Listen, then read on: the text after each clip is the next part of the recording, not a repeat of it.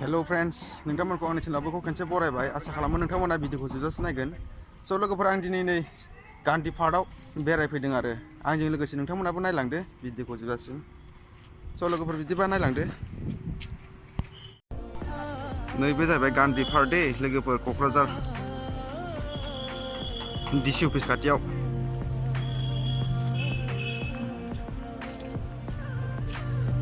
बे मा जिनिस लेबाय दं दखान ना मा जाखो दखान ना बे दखान दंबावोसो ओमफ्राय नैबे फख्रि दं ना दंदां ना दंथ' बे ना दं बेहाय नैबे बिफाङा बायबाय आरो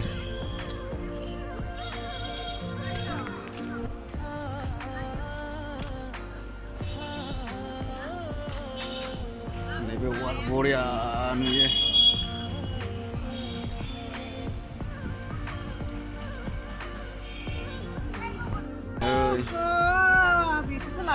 वालावहाय बरिया साजायनाय आखिनाय नै स्वच्छ भारत मिशन केएमबि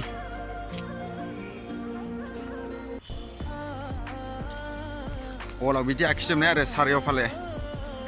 ओरैबो दंजोबो नै बरिया जायगाया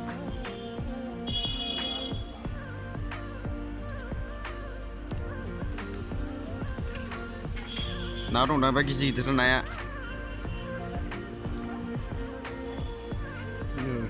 दालाङा बरिया मोजां जाबाय दै गेजेराव जिरायग्रा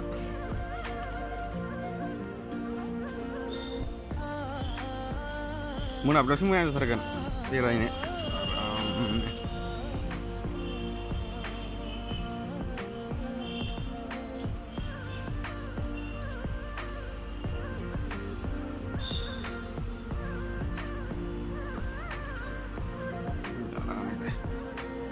बरिया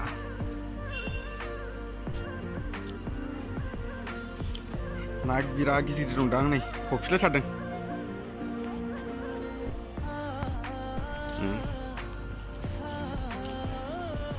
जिरायग्राबो दंबावलायोसो नै मोनाबिलियाव आराम जिरायनो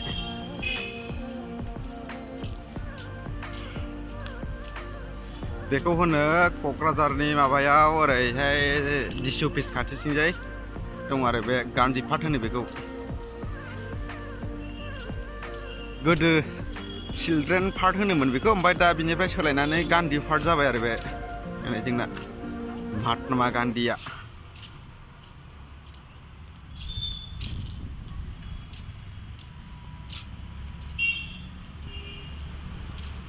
महात्मा गान्धी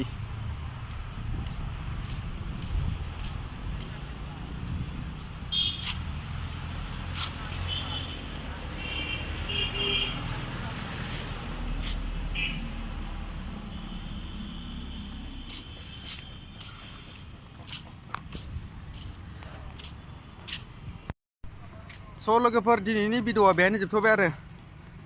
नेक्स्ट भिडिअआव लोगो मोनफिनगोन लोगोफोर भिडिअखौ माबायदि मोनदों कमेन्टआव खोन्थाहरबानो जाबाय बाय।